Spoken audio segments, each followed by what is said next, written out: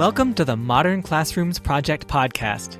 Each week, we bring you discussions with educators on how they use blended, self-paced, and mastery-based learning to better serve their students.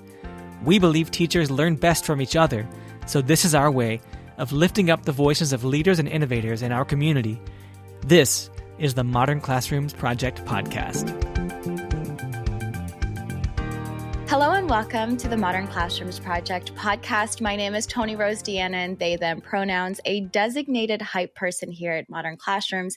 And I am joined by Kim Weaver, she, her pronouns, a former classroom teacher and current STEM and EdTech coordinator for the Olympic Educational Service District in Northwestern Washington State, and Erin.Luckhardt, an instructional technology coordinator and future Educator Academy co-teacher for Charlevoix-Emmett Intermediate School District. I hope I said that correctly, Erin, because I was looking at that spelling and I was like, oh my. It's not what it sounds. It's Charlevoix, but all good. Yeah. Charlevoix. But welcome, Kim and Erin. Thank you so much for being in this space with me and saying yes to the podcast. And so before we get started, what is expanding your brain lately? Well, I have to say AI. And I know a lot of folks are saying that AI is going to shrink our brains, but I'm having the opposite experience as I explore the potentials and try to avoid the pitfalls of AI. And I'm getting so many requests from teachers, schools, and districts for that support. And it is definitely expanding my thinking. I have to do a follow-up question, Kim, of like, how are you finding those resources and how are you ensuring that those resources are vetted and you know, quote unquote, good? I don't think it's about resources. I think it's about how we approach AI as a thought partner. I do a lot of support for teachers in prompt engineering. It's not the same as just doing a Google search where you put in search terms and you get what you get. It's a process of refining, telling the AI tool enough about what you are looking for and what you are not looking for, and then that iterative process of getting exactly what you want. I see a lot of people putting their initial question into AI. They'll say, I want a lesson plan about photosynthesis. And then they don't like what the AI gives them, but it's because they weren't specific enough in their prompt. So I don't necessarily think that there are, good tools and bad tools. I think it's about understanding how you interact with the AI to get exactly what you want. Oh, thanks for that, Colin. What a great way. You just expanded my brain, Kim. So I love that so much. It's about how we interact. And I think it's such a great skill too, to be specific with what we want, right? Because I think that's a skill that society, we're just very vague. We want people to read our minds. And so when we play with AI, it's like we get frustrated because it's not giving us what we want, but we're not also being specific enough. And so it's really pushing that part of the brain where we have to be specific with what we want. So thank you for sharing that. Erin, what about you? I feel like I have 3 book studies going this summer with local educators because why just do one, right? But I love reading their reactions, their comments, their feedback. One of the books is Rob's book, Meet Every Learner's Needs. And that just brings me a lot of joy going in and reading how teachers are reacting and what pieces they're thinking about and how they can pull different elements into their classroom, and just kind of being able to be a thought partner, but in a little bit more of a relaxed way during summertime too. We joke that you can read at the beach or on the boat or while your kids are napping, whatever works for you. So it's super fun to just get to engage in those conversations where teachers are having a moment to pause and reflect and think differently about how they want to design learning in their classrooms this upcoming school year. And it's such a great way, a great reminder, honestly, that learning is continuous, right? We're always learning. It's not that we pause and break during the summer. It's actually like, oh, now I have more capacity to learn the things that I've been putting off because I don't have 100 kids in front of me. So I am actually going to reach out to you, Erin, too, because, we're doing book clubs for Modern Classroom and we do that every semester. And so it'd be really cool to figure out what your best practices are for book studies and what has been successful and what has not been successful. So I'd love love to connect with you on that. But thank you again. I think, again, this question is just a reminder, right, that teachers were constantly learning, like learning never stops. And I think even just adults and humans in general, our learning continues regardless. So again, thank you for entertaining that question. I really love that question. So, before we even jump into like another follow-up question, because I know that my coworker, colleague Jackie was like, hey, I have 2 guests who would love to get on the podcast to talk about professional development. So that was like the story that I got. Can y'all tell me a little bit more about how that came to fruition of like, oh no, like this would be really great? Because you two are from different places, right? So you're not even working together, like different states really. And so I'm curious, how did this happen? Sure. So both Erin and I, we met just a couple of months ago at the Modern Classroom Project Leadership Day, and we ended up in a breakout room with Jackie, and we were just talking about our work and what we do. And I've also led some blended learning book studies, and Erin was like, I do that. And our jobs are kind of weird. And so when you meet someone that has a similar job, it's like, oh my gosh, you're like me. And there aren't very many people doing this weird job that is hard to describe sometimes. And so I really enjoyed, learning from Erin about what she's been doing. And I shared some stuff about what I was doing. And then that's when Jackie was like, hey, you two need to take it on the road on the podcast. Yeah, I think just lots of connections about Kim and I's role are a little bit like non-traditional in the sense of we're not classroom teachers, we're not administrators, or like I don't serve as an instructional coach for one district. I serve multiple districts. And so we're a little bit more removed from that kind of like day-to-day classroom, and maybe as such have to get a little bit more creative. At least for me, I feel like I have to get a little bit more creative about how do I introduce new ideas or different, concepts for switching up learning design in classroom, or making sure that we're engaging students in their learning. And it just seems like Kim said, we kept being like, oh yeah, that's me too.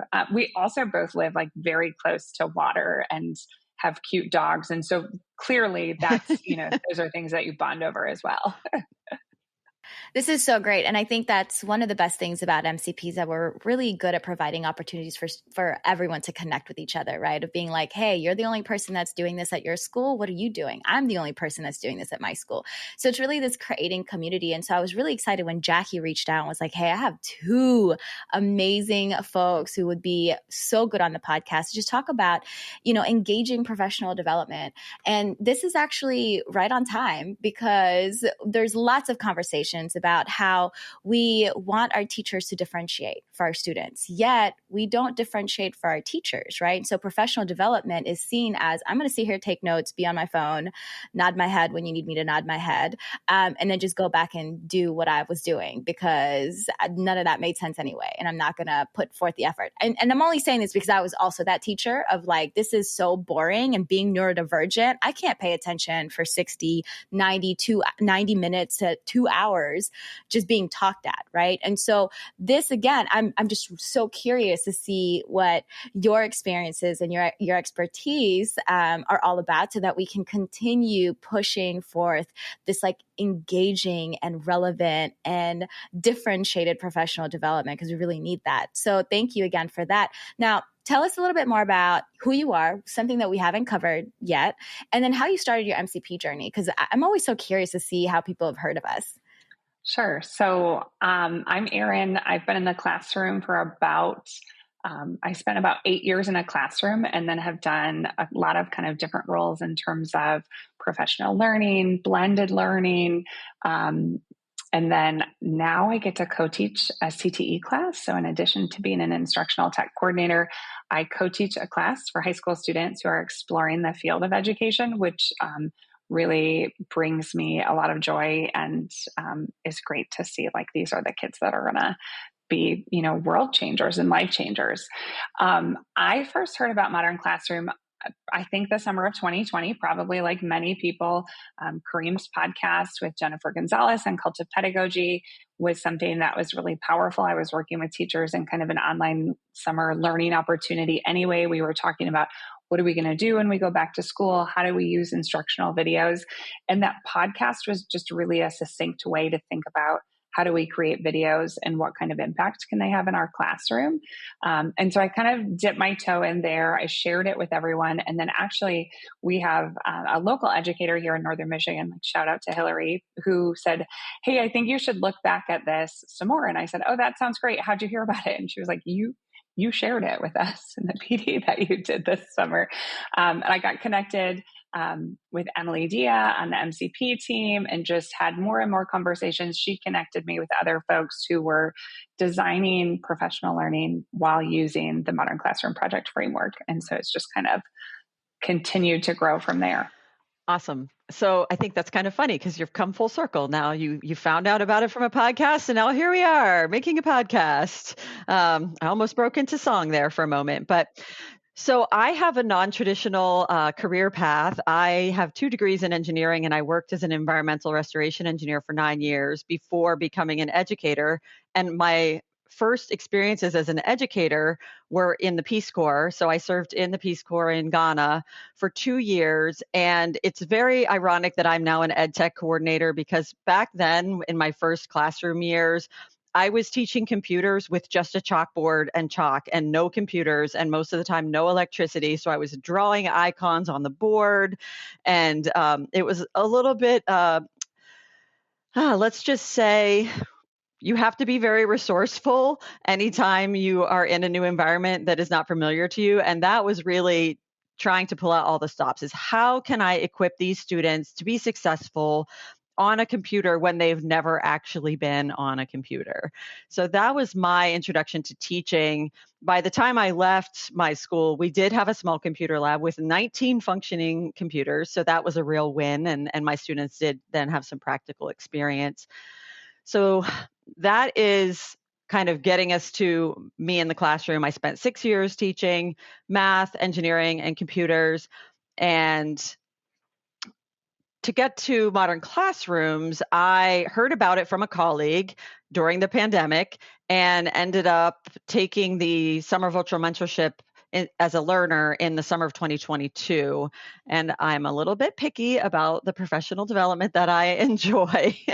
And I thought it was fantastic. I became a believer in the Modern Classroom approach and promoted it in our region. And so I also worked with 3 of my other job alikes across Washington State, Stefan, Debbie, and Vanessa. And we sent teachers through the Summer Virtual Mentorship Institute in 2023, 2024, and this summer to create a Washington State cohort of over 100 teachers that have gone through the program. And then we support them throughout the school year with Zooms, in-classroom coaching and classroom visits, and one-on-one support. And so that's kind of my MCP journey till now, and very excited to have a cohort going through virtual mentorship this summer that includes 2 principals and 7 teachers from the same school district. So very excited about that going forward. Oh, y'all are amazing, first of all. So thank you for all the work that you have done.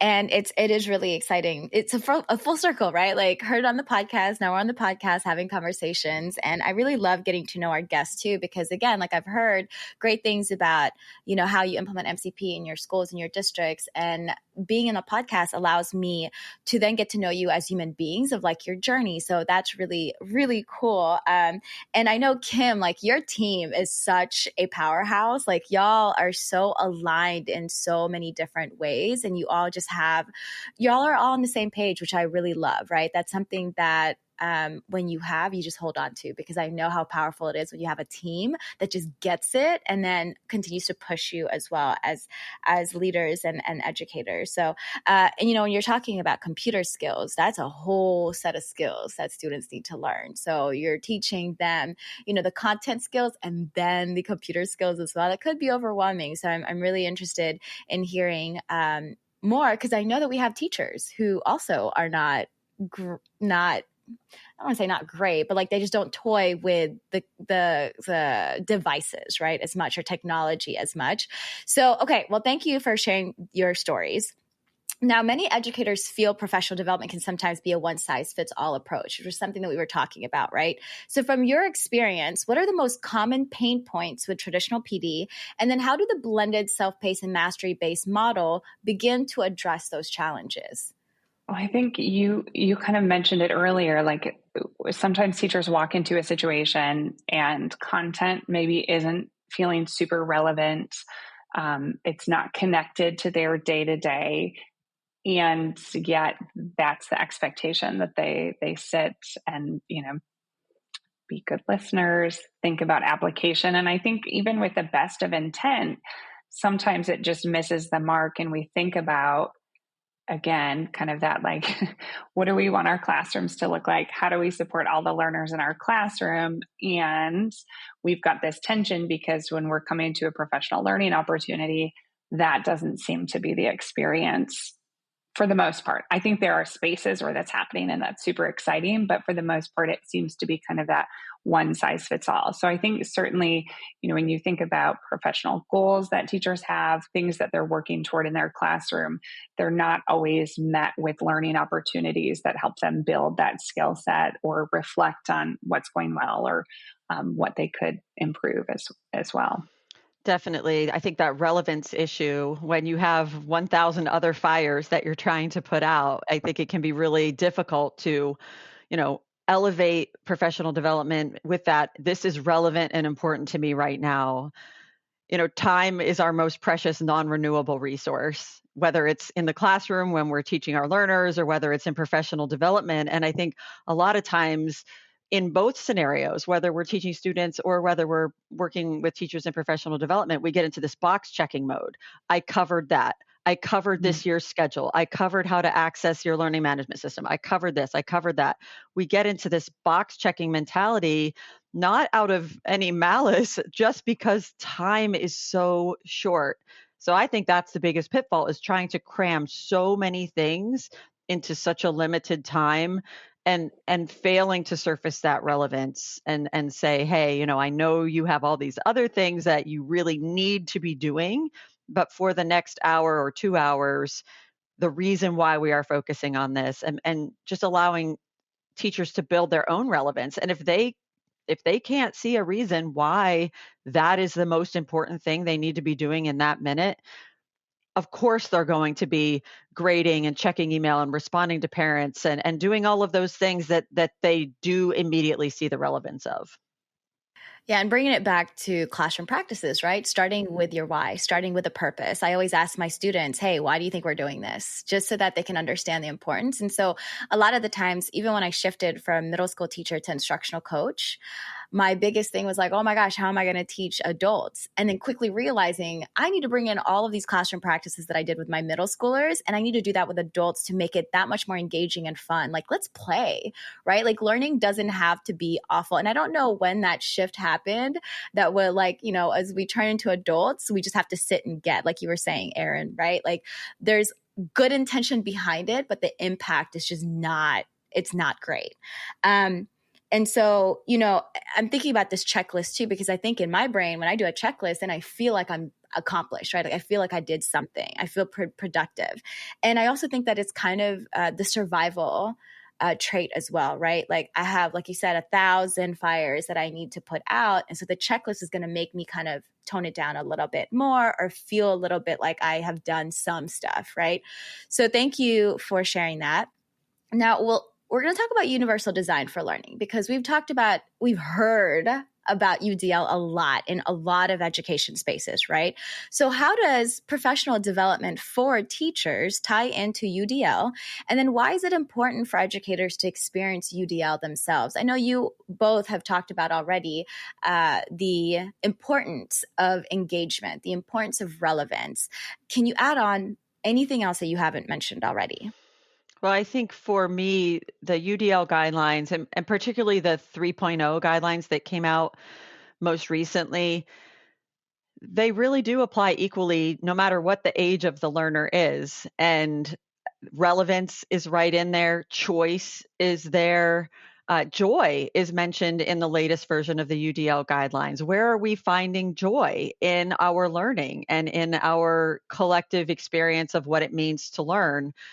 And that is how I think about professional development. I always have the UDL guidelines up, and I think if it takes longer and we cover or do less content, but the teachers have that relevance and joy and choice, that is okay with me. I just, the thing that you have to, I think, say goodbye to is the idea that you are going to cover it all in the time allowed, and to instead prioritize those UDL guidelines, and teachers will feel what it is like to sit in a classroom where that is a priority. And I think it's really difficult as an educator to experience that really good learning environment and then turn your back on it and say, oh no, I'm going to go back to fully lecturing, just talking at my students, doing education to them, not for them or with them. I think it's very difficult to go back once you've seen a universally designed educational experience from a learner's standpoint. I would just add that I think that modeling is such an important aspect in our professional learning. And sometimes I think about professional learning as kind of like this parallel path where we've got our content aim, like what is it that we're working on and hoping that teachers get out of this at the end. But also when we think about the design of it, it's like, how can we help expose them to something as a learner through that perspective? And so, with whether it's thinking about UDL, whether it's thinking about like the MCP framework, whatever kind of new learning strategies we're thinking about, how do we model those so that teachers not only think about the content, but also then can go like, I really appreciated it when Kim set it up this way. Like she just said, how can I bring this back into my classroom for my students? Because I know for me as a learner, I value that. To me, that feels like it doesn't solve our issue of time, right? Time's always a barrier, but it helps us to kind of sneak in a couple of other elements into our professional learning. So it's not just content focused, but we can take other pieces away. And I think on the same note, like if the content isn't geared toward me necessarily, maybe the learning design is, and I can pull from that. Yeah, I think one of the things that I find really important in this area is to allow the teachers their metacognitive moments. For instance, if we've just gone through a learning experience, we pull up the UDL guidelines and say, what did you see or hear me doing? What did you see or hear your colleagues doing? Where were we operating on the UDL chart? Pausing to give that metacognitive moment. They might understand that what they just did feels different than other learning experiences, but really allowing them to then step outside of the learner role, be metacognitive, identify the UDL strategies that were just employed. I see a lot of aha moments when we do that. It's the naming of it, right? I mean, this just goes with life in general, of the awareness of being able to name what we just saw, name what we experienced. And then I was also thinking about too, the pause to process and then the time to plan, right? So now we've processed it. Now here's 10, 15 minutes for you to plan on how you're going to implement the strategies that you just experienced in your own classrooms. Because I think a lot of the times, if we have 60 minutes of PD, it's a lot of here's all the information, and then there's no time to plan and implement and to collaborate with others, right? We have to make those opportunities or provide those opportunities for teachers to collaborate with each other and talk with each other about their own best practices. And Erin, it was really interesting when you said modeling is really important. I actually wrote that down. I circled it and then I underlined it before you said it because that was my point too, but I'm so glad that you said it. And it is important for our teachers to be exposed as a learner to see how it feels, how it sounds, how it looks, right? And when we're talking about the pressure to cover so many things, because our teachers are feeling that. So then that means our principals are feeling it. Our instructional coaches are feeling it. And to be able to be aware enough to say, you know what, we have to prioritize what's the most important, what's the most relevant, and we have to provide choices so that our teachers feel like there's still autonomy in the way that they're moving when they're creating the stuff that they're creating. And so I was thinking about how perfect it is for the lesson classification at Modern Classroom, right? Must do, should do, aspire to do. I always revert back to that because as a teacher, I have so many things that we could do. They're not all must do's. So now I have to figure out which ones are the should do and the aspire to do. So Okay. Now, the concept, when we talk about blended professional development, right? What does that practically look like in terms of design and delivery? Can you share an example of successful blended PD module you've implemented and then what made it effective? So I will have to start talking about the Shift to Student Led, which is a great book by Catlin Tucker and Katie Novak. My colleagues and I designed a book study around this, and it is blended learning and mastery based and all of the lovely things. And I think the critical part, again, it's all in the UDL chart. Teachers had a choice. They could choose to engage anywhere from 3 hours to 22 hours of learning. Of those 22 hours, only 6 of the hours were on Zoom, and the rest was at your own pace. So there were checkpoints where, okay, you have to get to this chapter by this day to engage in the live session. And then there was follow-up. And we did this book study during the school year, so they could always choose something to implement right away. We always had kind of a opportunity after the live session to say, okay, you saw 6 strategies in the reading that you did on your own pace, and we discussed them in the live session. Implement one and tell us about it, and that is additional, hours. And so it was very successful because of the high amount of choice, how much they wanted to engage, which strategies they wanted to try. And I do think spreading it out during the school year instead of doing it more intensely during the summer allowed the teachers to successfully implement, just do one thing, and then they would see the success, and then the next chapter or the next live session they'd be ready to do more. And a lot of those metacognitive moments sprinkled throughout all of the sessions, ability to talk to job alikes. In our live sessions, we prioritize getting people in breakout rooms with people like them, similar roles, similar grade levels. And that, I think, is something that we get the most positive feedback on is, I'm a second grade teacher, and if I'm paired with a, AP calculus teacher in a breakout room, we don't have as much to talk about. So I think behind the scenes, what my co-facilitators and I really did was try to get to know our participants so that when we came to those live sessions, we could help support their own relevance by putting them with people like them. So I really think that was something. We've offered it twice, and we'll be doing it again this coming year. If you're a teacher in Washington State, look us up, find our blended learning resource study. And I think another reason why it was successful is just because it's such a great foundational text. And if those of you hearing this podcast before for the first time haven't heard of the Shift to Student Led, check it out. I think it really bridges the gap between Modern Classroom Project and the 3 pillars, and okay, what do I do to take one step towards it? I think sometimes the modern classroom shift can seem so big, but I think that the Shift to Student Led book really helps educators say, okay, I can take this one step and then another and another and another. That is incredible, honestly. I have so many notes on there too. Sorry, Erin, I interrupted. No, you're good. But before we go on to your greatness too, Erin, I just had some follow-up questions for Kim. So the 3 to 22 hours, what's the time period that teachers can get that done in?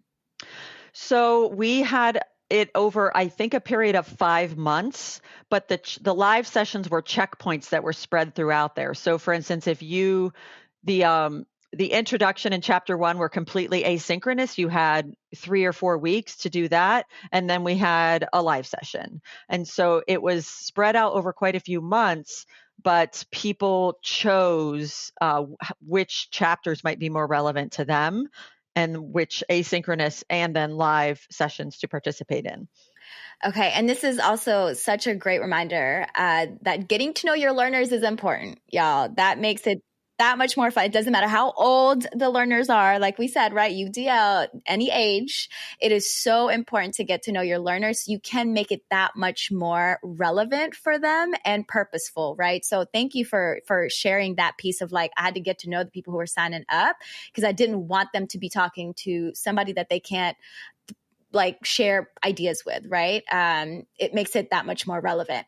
And Dr. Tucker, Catlin Tucker, is just amazing. So I now feel like I have to put this book in our list of books that we want to read. And I'll probably pick your brain too, Kim, of like, hey, what was successful, what was not, so that we can make sure that it's all good. So thank you for that. Okay, Erin. Yeah. I mean, first of all, yes, ditto. I have it too. Did it last summer. Love it. Shift to student led is awesome.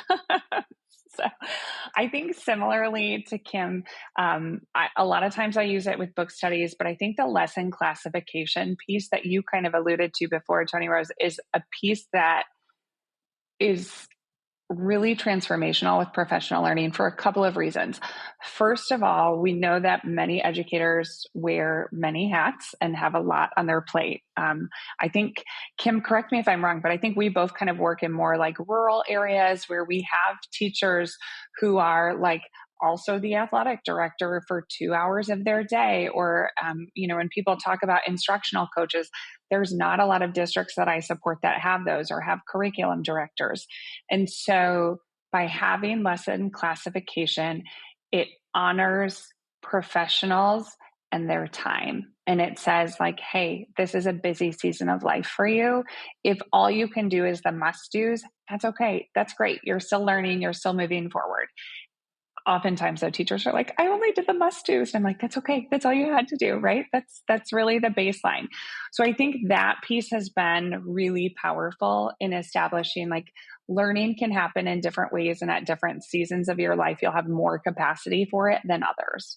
So that's been a really cool thing. The other piece that it does is, like Kim said, if you're super excited about this chapter, if this is really intriguing to you, or this content, whether it's book study or something different, you can dive deeper into it and jump into the should do's and the aspire to do's. And similarly, in Michigan, we call them sketch hours. There are continuing education hours. I just write sketch apps that are variable. So teachers can earn, like 6 hours, or they can earn 15 hours if they were super excited about something. And I think that frees you up too. Like when we think about relevance and why do I need to know about this? When you look at like Rob's book, Meet Every Learner's Needs, and we're thinking about a kindergartner, a first grade teacher, they're not maybe going to implement the model in its entirety, but they're thinking about instructional videos and how that could support families and school to family engagement. And they're really excited about those chapters. They can dive deeper and start to create things and work on slides that will be the baseline of their videos.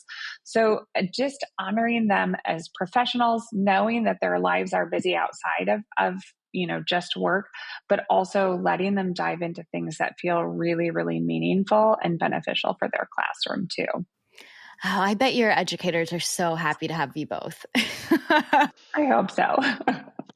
Right. I mean, you just said it, Erin, right? Like honoring them as professionals, because I think a lot of the times, especially with society and how society views educators, right? We don't often get the respect, first of all. And then we often don't get the autonomy to move how we want to move. And then so much pressure to perform the way that we want them to perform, right? And so the piece of honoring them as professionals and understanding that life is busy for everyone, our students, our stakeholders, our educators, and having the lesson classification of must do, should do, aspire to do, like you said, allows for that flexibility and capacity, checking in your capacity.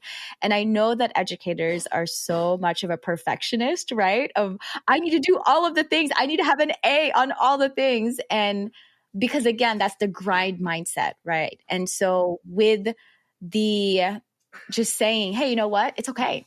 Must do, that's it. That's totally fine. You could still jump into the conversation, even if you didn't do the should do and aspire to do's. And it allows for the choice too.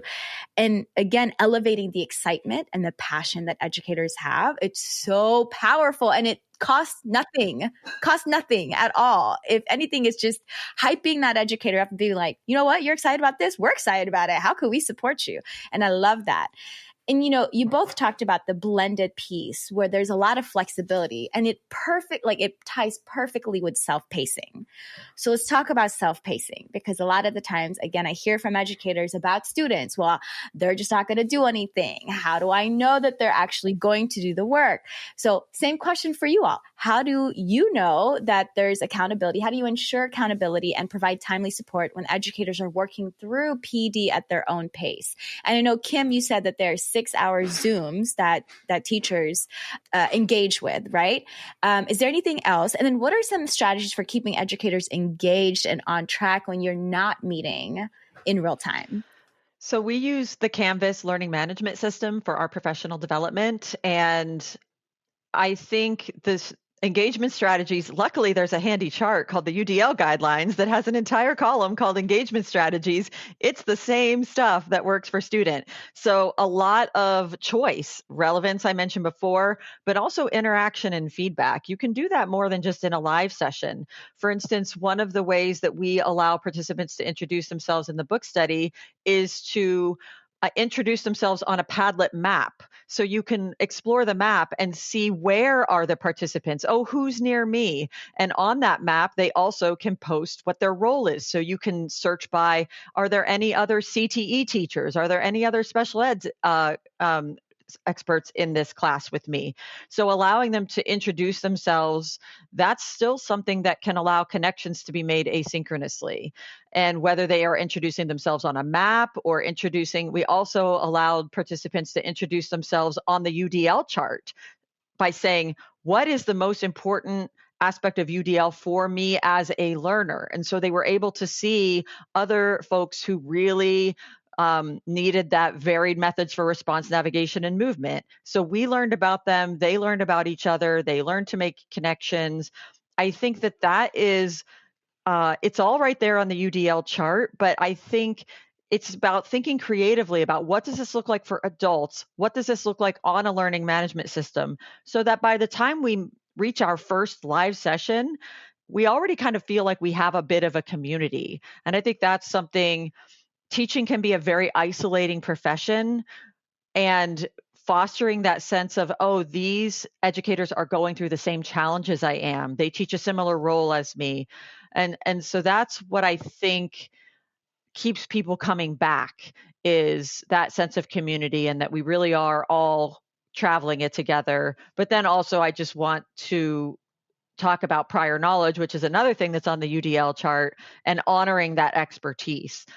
We, as a profession in the past, have done a really bad job of surfacing teachers' prior knowledge and their own expertise and what they're bringing, and giving people the opportunity to do that with their job-alike colleagues, I think, is something that is rare and very valued by the participants.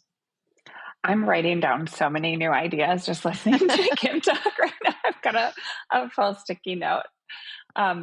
I think, similarly, we try to really make our LMS kind of work for us and also model what could it look like for them with their learners too. What strategies might they be able to take away? We use suggested pacing slides. So when they hop in, they'll see suggested pacing. We send out reminder emails that are like, hey, at this point, here's the suggested pace where you should be at within the book study. If you're not there yet, that's okay. Maybe you've got other plans. Maybe you're traveling, don't have Wi-Fi, whatever it is. But we just kind of provide those. I have a pacing tracker that I provide as an optional thing for participants to print at the beginning, just like I use with my students. So some really, again, similar strategies that I use with my CTE high school students, we pull in here. I'm reaching out to folks. So if people haven't joined the book study after 2.5 weeks, I'm reaching out, just checking in, saying, hey, want to make sure you're good. There's no issues jumping in. Anything I can do to support you, just like we do to students if they haven't engaged in learning yet.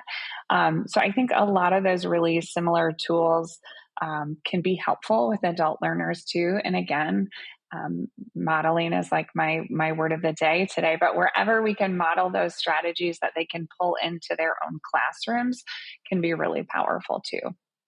Just want to add one thing about pacing, because this is something that we experienced when we did the Shift to Student-Led book study. it can be really challenging to think, well, how long is too long between live sessions and how long is not long enough? Like how much flexibility? You want to give teachers the most flexibility, but if it's 6 weeks between live sessions, they often lose momentum. And so I think we tried to get feedback after every live session about not just the pacing of the live session, but the time in between. And we ended up making some tweaks. The first time we ran the book study, it was a month between live sessions. And the second time we ran it, we shrunk that down to 3 weeks because we found folks were saying, I'm losing momentum, I'm forgetting where I was. And so kind of shortening that time between live sessions, always seeking feedback from participants, seeing what they're saying, and then making those adjustments. Momentum, I think, is the secret ingredient here. And it's so hard to know when you're meeting too frequently or not frequently enough, checking in too frequently or not frequently enough. I think that's where the refining has come in for the team I work with on these things, is the momentum factor. Yeah, and it's hard too because of time. We don't know all the things that our teachers are doing. Because I know when I plan for learning experiences for our community, I often get stuck with what would be the perfect day and time? What would be the time period? Because again, it's different time zones for me, right? You all are in the same time zone. For me, I'm like, oh man, I don't know. When do teachers in the West Coast get out of school? Some get out at 3, some get out at 4, some are doing after school stuff, so they can't join until 5. So there's a lot of things to think about. And so, Kim, I'm thinking about this prior knowledge that you stated, because you're absolutely right. I don't think I was ever asked as an educator, what all do you know?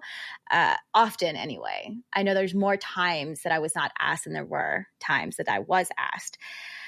So I have a follow-up question. When it comes to prior knowledge, one thing that I did as an instructional coach was that I facilitated a lot of the learning, yes. And I invited teachers to also lead the professional development, because I was an instructional coach during COVID. Mind you, I had no idea what I was doing. I will say this till I die. I had no idea what I was doing. And the teachers were the one that were actually doing the thing. I was just there, again, to hype them up, to honor them as professionals, to validate them and say, yes, what you're doing works. So how do you both highlight educators who are doing some of the best practices that you've seen or even you weren't aware of? How do you highlight educators and how do you invite them so that we can continue honoring them as professionals, validating, and also recognizing the effort that they're putting in their classroom? I think it's a tough question, especially when we have districts who are spread out. And I love the term job alike. So I'm totally stealing that, Kim. I have a lot of small districts where you are the middle and high school social studies department, or you teach all middle school math. So for me, kind of creating like those spaces of community, or getting to know who are the other teachers in our region that are in those similar roles, and connecting them, whether that's like through email, whether it's through a small in-person meetups to share, I think is really powerful. And again, that's sometimes the recognition I think people need to like keep going. Like, hey, I see you. I see the effort that you're putting in. I know that this is hard work and it's worth sharing because it's so cool. One of my favorite things to do locally, when we can make it happen, is to get teachers into the classroom where that's happening. So we have an awesome 3rd grade teacher locally. Shout out to Nikki. She's a mentor and an implementer. But when teachers are thinking about, I'm kind of curious about this modern classroom thing, but what does it look like? I always encourage them to go visit her classroom and see what it looks like and talk to her students. So wherever I think we can do that too is so helpful, which is tricky to do. It doesn't always work. Subs are always kind of a challenge, but when it does, even if teachers can get out for, that first hour of the day and then have 20 minutes to chat with her or follow up via email or text conversations, those I think are some of the things that I try to do to just set them up to connect with each other and be that like connector and convener. I don't have to know all the things, but how do I bring these people together so they feel like they have a community? Yeah, and I think the approaches can be quite subtle. For instance, if you started a professional development about universal design for learning by showing the chart and saying, where do you want to improve your practice? Most teachers are going to find somewhere where they want to do better. But it's a subtle difference to say, where do you feel like you're doing well on this chart? And where do you feel like you want to do better? That is a small difference, but it allows people to find like, hey, yeah, I am doing, some of these things very well. And this is the thing that I want to improve. Just one other strategy I'll highlight that we use with our modern classroom cohort, which again is over 100 teachers spread out all over Washington.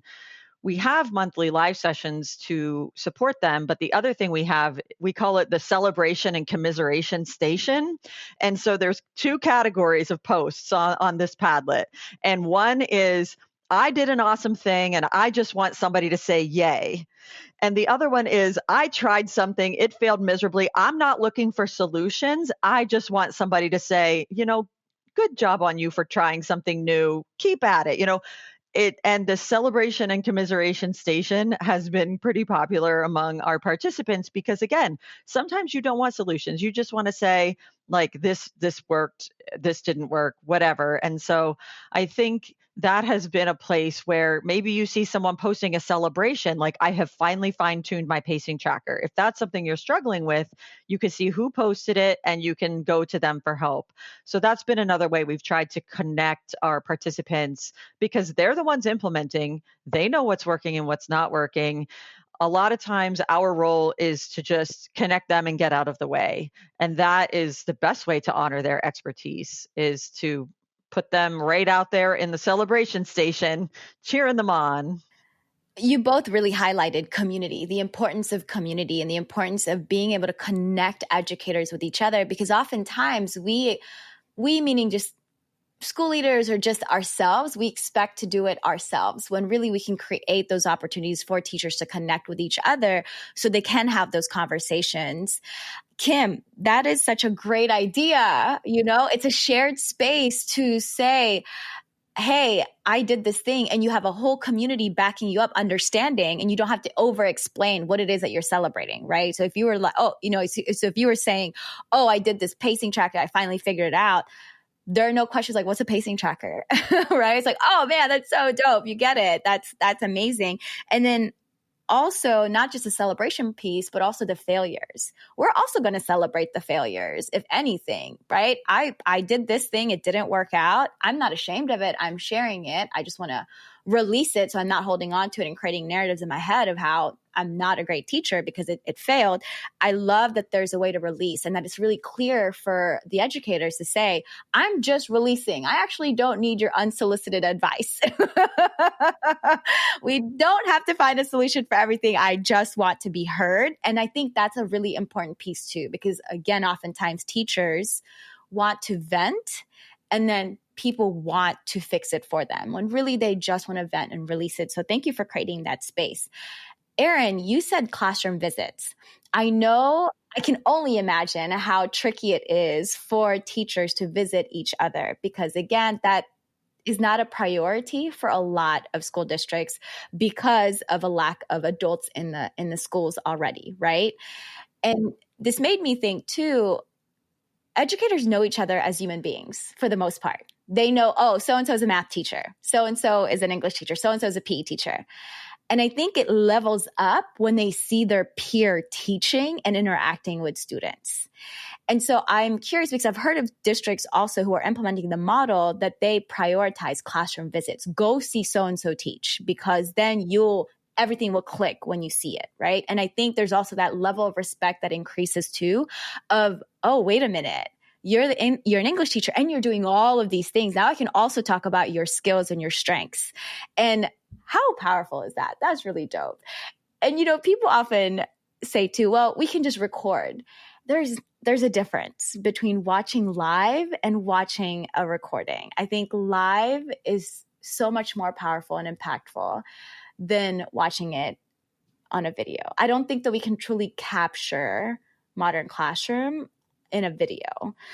So being able to see each other is really important. So thank you for bringing that up too, of like, hey, let's figure this out. How can we get teachers to look and see and watch each other and then provide that feedback? And you two have also talked about the importance of feedback. And that's what we want from students too, right? We want our students to provide us feedback to see what's working, what's not working, because what we think is working as educators is probably not working for our students. And that's kind of what y'all are doing for our teachers as well. And I mean, that's just, I don't even go into your professional development, but I'm excited. I want to feel all the things. And so we're going to switch to mastery-based learning. How does that look with adults? It shifts the focus from completion to true understanding. Because Kim, you talked about checklist, right? Because that's what we do. So that's completion. But how do you make sure that there's true understanding? How do you design assessments or activities within your PDs that genuinely measure mastery rather than just participation? And then what benefits have you seen for educators who engage in mastery-based PD? Is there a grade? Is there a rubric? How does that look?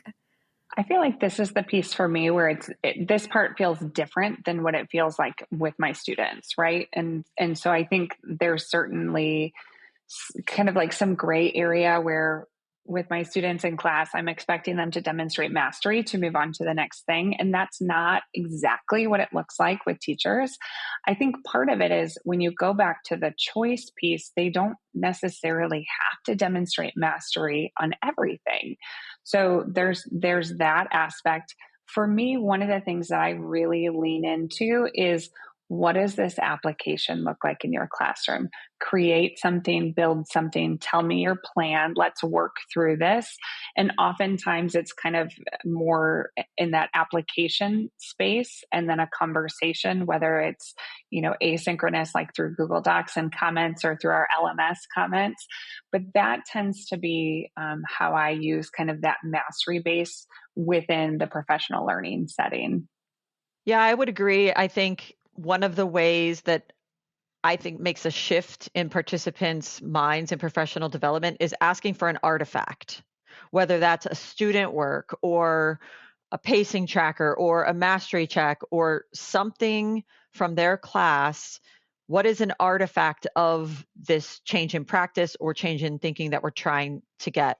And so that implementation piece, and for the self-pacing, the pre-work might be, okay, understanding concepts, understanding strategies, live session, come together and talk about it. And then that follow-up piece, again, earn more clock hours. We all need the clock hours to renew our cert. So if you do come back and provide, okay, I tried this and here's my artifact, then that is additional clock hours that you're earning. And so this word artifact seems to trigger something in teachers' minds that, okay, I actually have to do it. I have to actually make something. It's not just all happening in my brain. It's actually happening in my classroom. And that has been something, it's great to see what teachers are creating. I really love the approach from both of you. Erin, you said, what's the application for your class? Because I think that's a really important piece too, making connections on what I just learned to what I now am going to do moving forward. And then Kim, you are thinking about the artifact, right? So it's like, it's both very important, equally important, and such great ideas. You both are so inspiring. Honestly, as someone who creates learning experiences too for adults, I'm just reflecting on, oh man, I could do this better. I could do that better. So don't be surprised if you get emails from me being like, hey, can we talk? And I need thought partners. Because it's literally me who's creating the things. And that can be not fun. So yeah, you can see why I was so excited to meet Erin in that breakout room. Yeah. Because I'm like, okay, I think I'm doing things well. I think I could do it better. And I think with both of your brains, oh my gosh, I'm gonna just be like, hey, the learning experiences by MCP is really led by Erin and Kim. So this is really, really, really exciting. I have to agree with you, Erin, about mastery, how different it is for adults versus students. Because when I create these learning experiences, again, I do a lot of reflection questions for mastery as opposed to actually you got to, check for understanding kind of questions. Mm-hmm. And now I'm thinking I need to be a lot more intentional with my reflection questions and asking, how are you going to apply what you're learning into your classroom? And then pushing it to provide an artifact for the next time that we meet. So I really love those pieces. Now, for districts or schools looking to transition towards more engaging PD models like these, right? What are some of the initial steps that they should consider? What are some common hurdles that you've encountered when implementing blended, self-paced, or mastery-based professional development? And then how have you overcome them? I would say technical, ed tech tool, learning management system, all of those barriers. As a profession, we made such huge strides over the lockdown. And it seems like a lot of schools and districts have stepped away from, we are not using a learning management system anymore. We're not doing this. We're not doing that. And so I think for some teachers, these tech barriers still remain an issue. And so that's a lot of where I come in my role as ed tech coordinator, is to help remove those technical barriers. Because if you can't get over that first hurdle to sign into your learning management system, the learning is not accessible to you.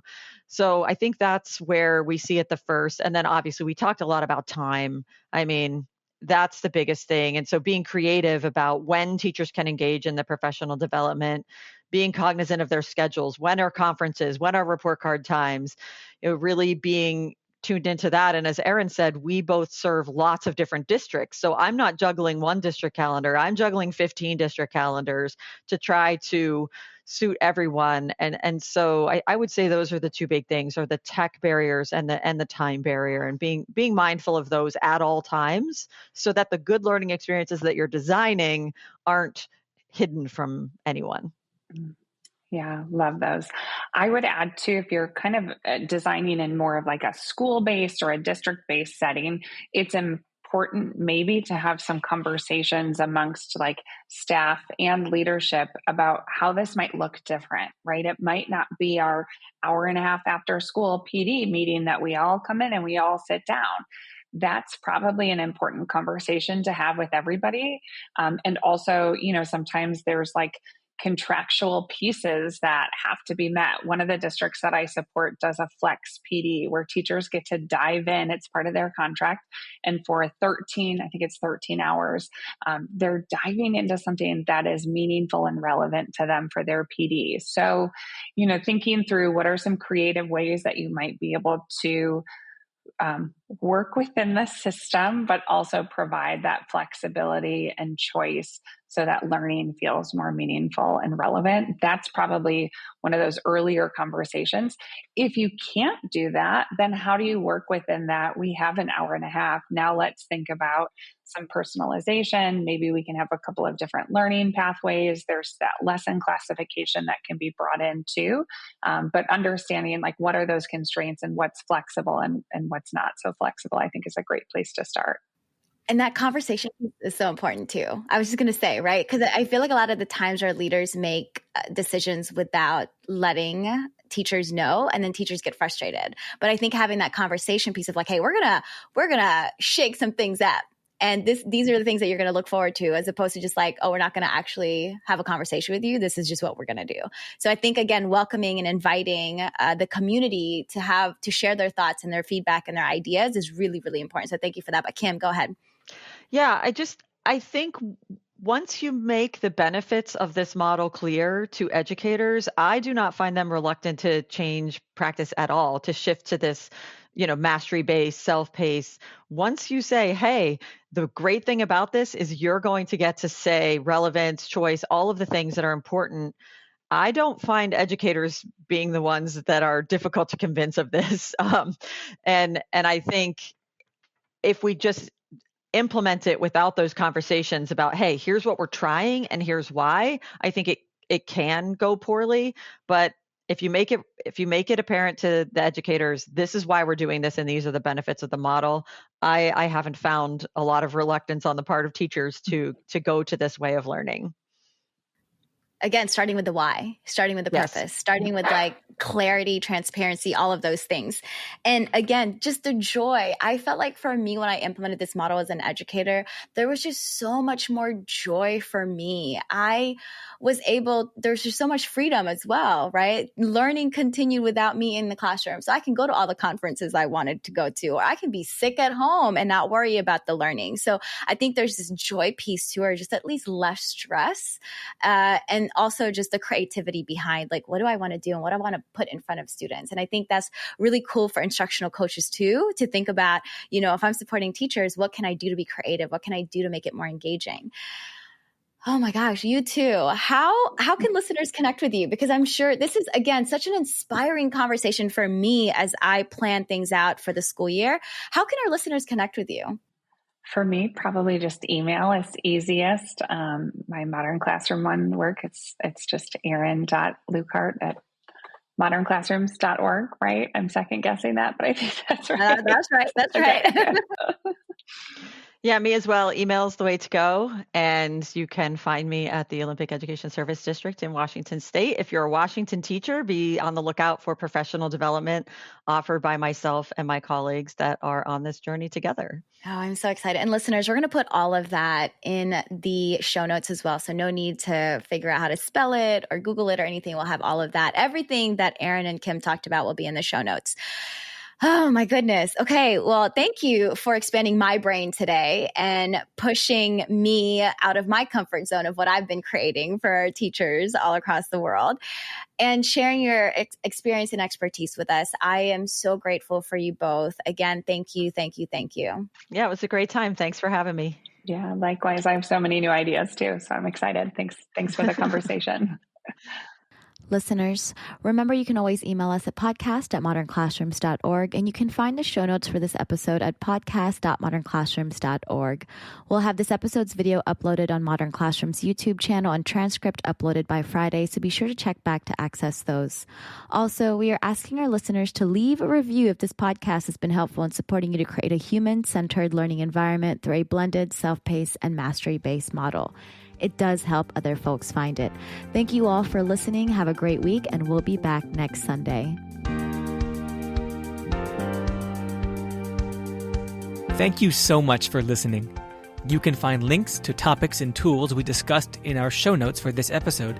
And remember, you can learn more about our work at www.modernclassrooms.org, and you can learn the essentials of our model through our free course at learn.modernclassrooms.org.